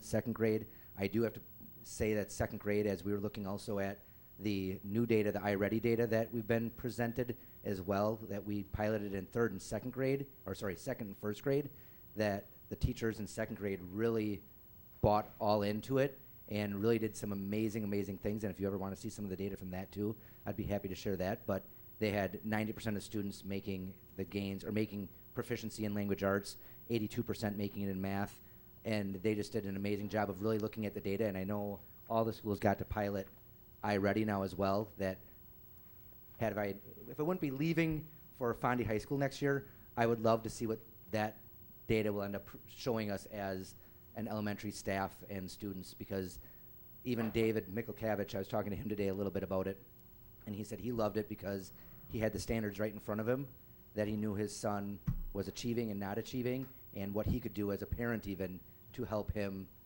get to those next levels, because it's very understandable for a parent to look at it and be like, oh, you don't know shapes? Well, we can start working on some shapes and doing things, which also helped his child grow as well. And then for our behavior one, we tried going for the 100% of all students would not have any more than one major. We actually got to 99.5%, and that last student, it basically came down to one student, happened in May. So it was, yes, as we were talking with the staff, and for that, and I know Lakeshore is very different from a lot of the other schools that are being represented here as well. Our big thing that we did is we really focused on relationships with the parents, with the students, and anytime something would occur, we would let the parents know. We would let them know immediately before it reached a higher level. And we really tried to make that partnership with the parents as well, and also took the time to reteach the students before things happened. And I brought it to my staff's attention a number of times that as a parent myself, when you're going to your grandma's house, or you're going to the mall, or you're going to Great America, or wherever, you always set, or most of us, I'm sure all of us do, you set your child up for success by saying, this is what it's going to look like. These are the expectations. So we really tried doing that with the students as well, as we saw that they might be lagging in some areas. The other thing I did want to say is, because I don't know if people know this or not, but my own children go to Chegwin. And so when you talk about, as a district, the level of expectations we have for our students, I know I was able to see my own daughter's MAP scores, and to look at what they're doing is amazing. So as I took the Fond du Lac job, one of my big things I looked at is, do I believe we're poised to make even bigger gains? And as I look at my colleagues here and at the middle school, the high school is ready to do some amazing things. That was a really big decision for me to make, and I honestly would not have made it if I thought we were going in the wrong direction, but I don't. I think it's going to become one of the best high schools in the state as well, but it's because of these people here and the staff that you have in Fond du Lac School District as well. Well, Our thank neighbors you. go to Lakeshore and they go, 'cause my son's going to high school, you stole our principal. Yeah. It's funny. I've heard that a little bit. Yeah. And you've really set some nice baseline data for, the next principal, so that I'm going to miss my staff tremendously, though, as I was watching them working today and hearing all the things that I would hope that they would be saying and doing with Phil Warwick. It was amazing to hear that they are on the right path. And as they keep saying, Matt, do you have to leave? And I had parents jokingly volunteer to buy me a really nice Mustang to stay.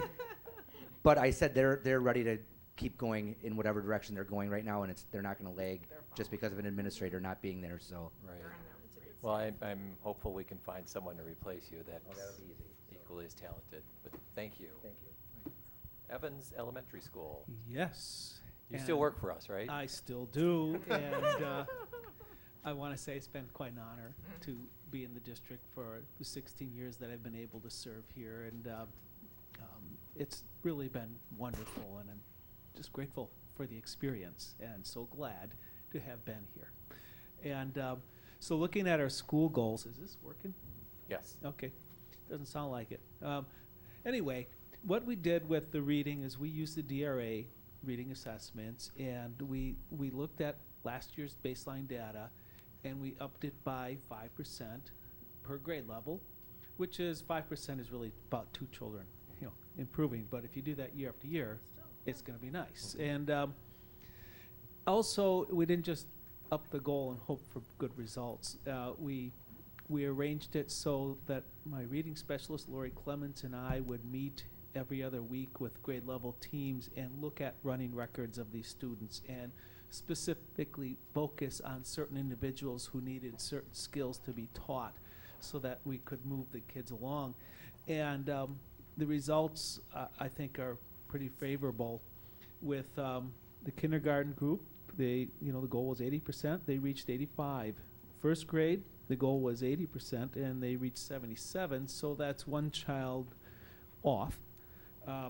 Still very good in growth. Second grade was outstanding, and 98%. 1 child did not make that goal. And third grade, unfortunately, went down, and we looked into that, and sadly, there are more than a handful of kids who are really in some form of crisis in that grade level. And so I think that had a significant negative impact, and I also think it potentially influenced the learning of some other kids in the room as well. Fourth grade, we did very well there, met the goal, and then some. And fifth grade, we met the goal and then some. So overall, decent results on the literacy goal. And then in math, a little background on that. We look at those performance assessments that are very, very involved and very rigorous. And we decided to do something a little bit differently. We used a rubric. It's called the Common Core State Standards for Math Practices. And we applied that rubric to those assessments.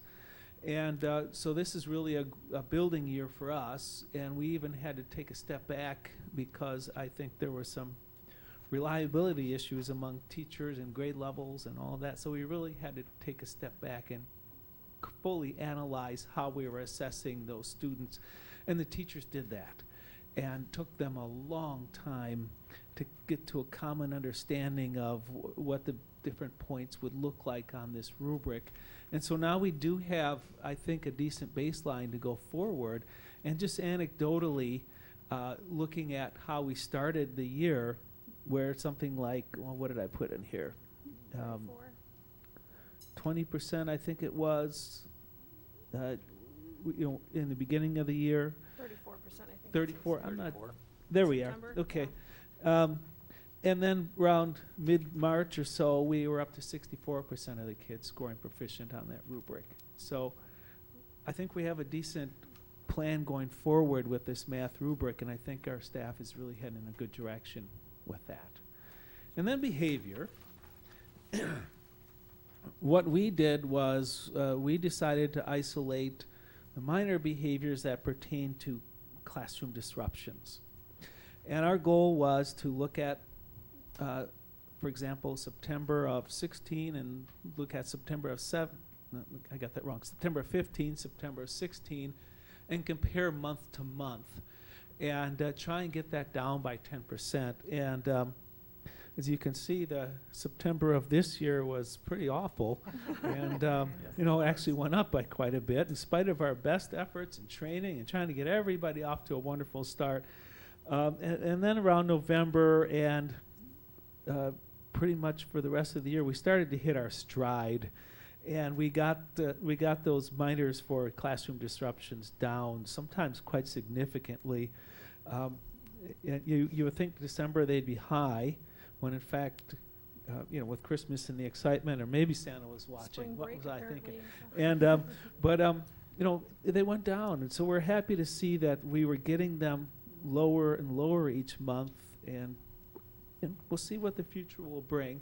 But the just want to say the staff did focus a lot on behavior and also addressing the needs of individual students and doing book studies and the like. One in particular was called That One Kid, and it offered strategies for working with some difficult children and being proactive about it in the process. So, Now, that's did your that. school also identify majors, since that's a district goal?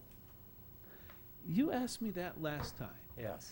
And I was sitting here thinking, why didn't I look that up before I came here? But we. Well, I know why you didn't look it up now. But Yeah. But anyway, we do look at the majors, and I can't tell you offhand, Sure, Mark. It's, understand. Yeah. But that is something, that being a district goal, at Yeah. least kind of incorporate this, or maybe Mrs. Rattler will do that. She We'll have may. that in the future. And But your data is also very valuable too. As but I'll say though, our majors, relatively speaking, they're not that high, but we have a lot of minors that Okay. we're going after, and that's what we are focusing. And that's what you on. focus That's on. what we chose Sure. to go after. Yeah. Very good. Yeah. Thank you, Mr. You're Body, welcome. and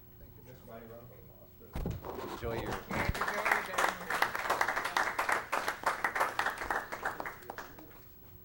All right.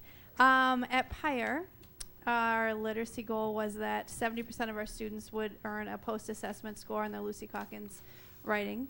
70% would score a 3 or proficient or higher. Unfortunately, we did fall short of that goal. 70% was, a huge undertaking, considering we started at 37% last year. And that the calculation of the score last year, we lumped everything together, but you can see this year we really broke it apart, so it's not apples to apples comparison. But when we do that apples to apples comparison, unfortunately, we did not see a lot of growth.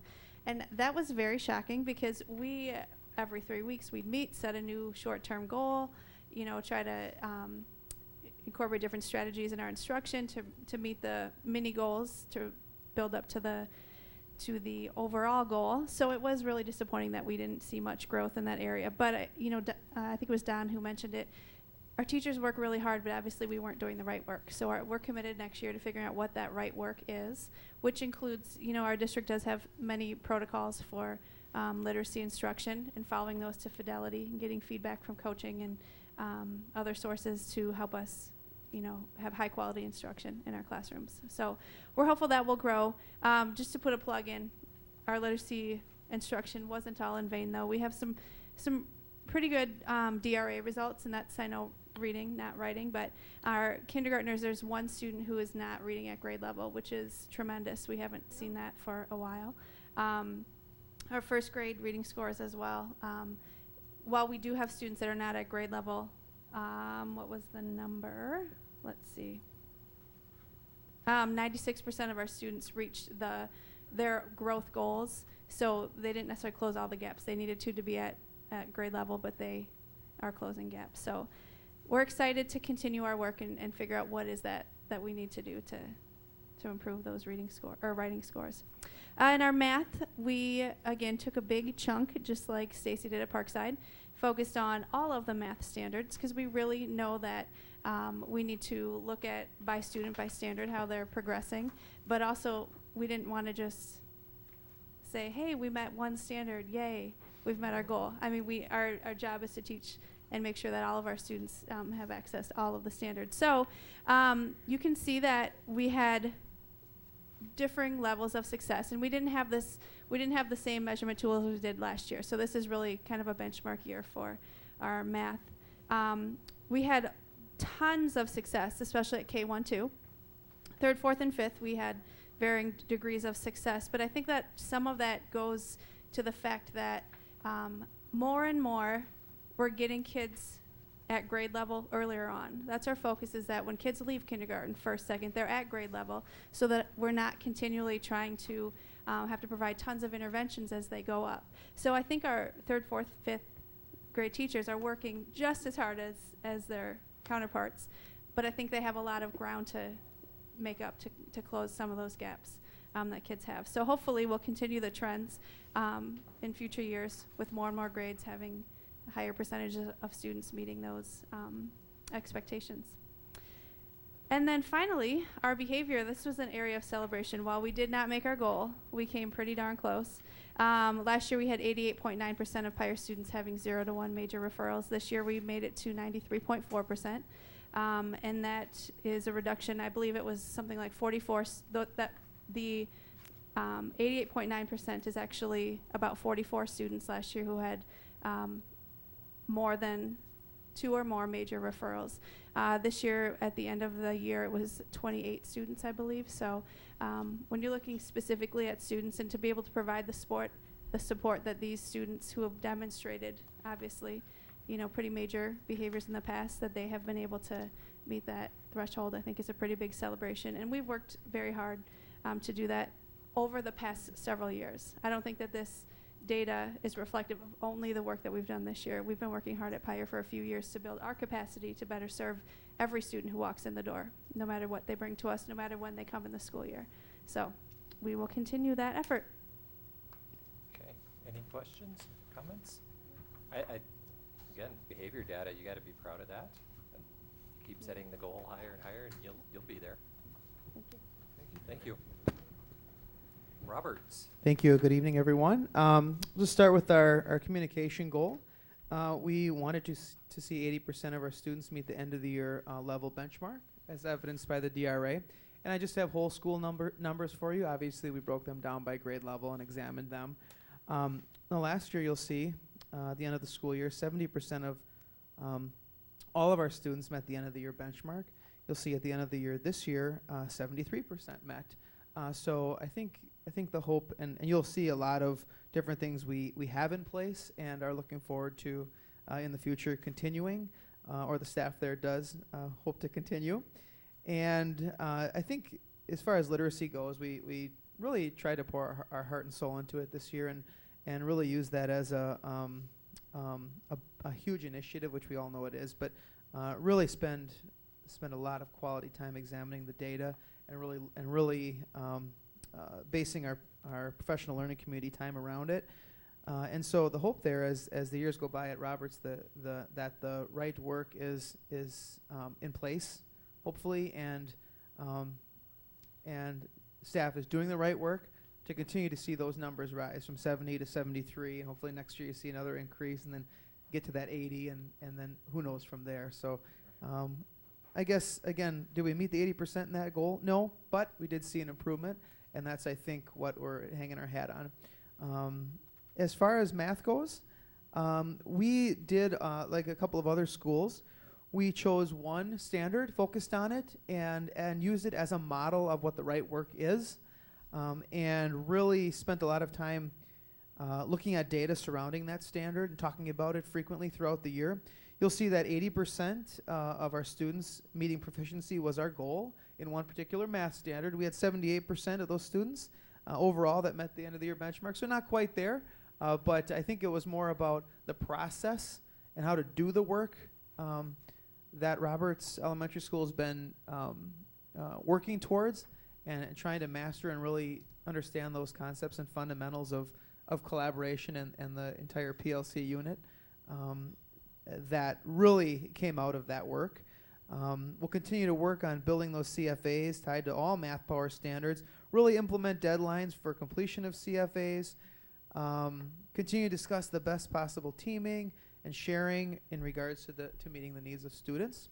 And then our behavior goal, we found last year that actually more than half of last year's data shows that 55% of our majors were from physical aggression. So students putting hands on one another or other body parts or whatever it might be. 55% were major referrals due to physical aggression. And we tried to target that and wanted a 10% decrease in that area. In fact, we saw an increase of 21%. And so that's something that we really are studying. And so, which means, what it really means, it's probably about 10 to 12 more major referrals in our building than in the year past.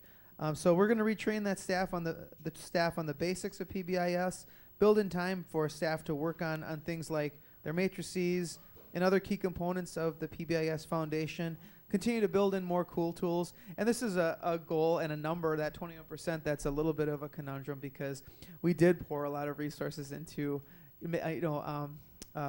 trying to meet this goal as far as building more cool tools, being transparent with students, reviewing expectations in the classroom, working on our matrices. So they'll continue there, I'm sure, to dig into why that 21% happened. But overall, do we meet our goals like we wanted to? No, but the goals were set where we thought were high and attainable. And I think as long as we can see progress towards those goals over the course of time at Roberts, that's something to hang the hat on. So, thank you. Is physical aggression, is it mostly in the boys or you see it in the girls too? I think we would say that at our school, it was numbers lean towards the boys. It's not just boys, but majority did come from boys. And do you see it being certain grade levels? We did. or- We saw one grade level in particular that had quite a few of those major Okay. referrals. Yep. So We're digging into that. It Personalities, or catches is your it an focus. age? Excuse me? Personalities, you think, or was it that certain age of just, I think there was a group of boys that we were working with okay. most of the year at a particular grade level that had probably a lot to do with this increase. And we poured a lot of resources into that group. So the numbers could have been higher, Yeah. but we did target that group as best we could. So as they move forward, you keep an eye on that Oh yes, Fight Club. without a doubt. Okay. There's already plans in place for next year. Okay. Well, thank you, and success in your Thank new you. career. Thank you. Rosano. All right. Well, at Rosano, we set a rather ambitious reading target. 80% of our students will score proficient on the DRA by the end of the school year. This would mark a 15% increase over last year, where we had 65% of students scoring proficient by the end of the year. So it was a rather ambitious goal. But it was one that we gladly took on, and I'm very proud of the results this year, even though we fell slightly short of the goal. Overall, we had 77% of our kids at the end of the year achieving that DRA benchmark. We spent a lot of time and a lot of energy in kindergarten this year.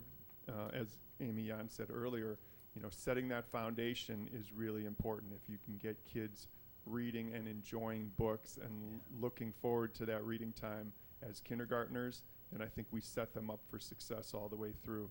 And our kindergarten team worked tirelessly this year to get good fit books into kids' hands, to really work on their workshop model and their approach to reading, to do some supplemental reading with kids who are not getting read to at home during our IE time. We put all those strategies in place, and I'm really proud of the results in kindergarten, where we had 86% of our kindergartners proficient readers by the end of the year, as measured by the DRA. Our math goal is focused on MAP assessment and growth targets. So this was a spring-to-spring comparison for all but our second graders who didn't have a spring assessment last year as first graders. So it is measuring a year of growth on MAP data. And we had very uneven results there, as you can tell. Our second grade and fifth grade did quite well, as 79% of our second graders, 71% of our fifth graders met or exceeded their growth targets, which is really phenomenal. Our goal was 75%, and our second graders exceeded that. Our fifth graders were close to that, and those are very rigorous and ambitious growth targets. We will dig into that. There were a lot of tears over the sharing of some of that data at certain grade levels, and that's where we become reflective, and that's where we take a look at, all right, what did we do well? How did we manage those results at certain grade levels and not at others? Try to replicate that success and learn from each other. As far as behavior, we were at 95% plus middle of May, and then we we had a couple of major behavior issues at the end of May, and we ended the year at 94% of our students having 0 to 1 majors. Sirens are going off outside. Are we supposed to go anywhere else? Okay. Was the siren going off?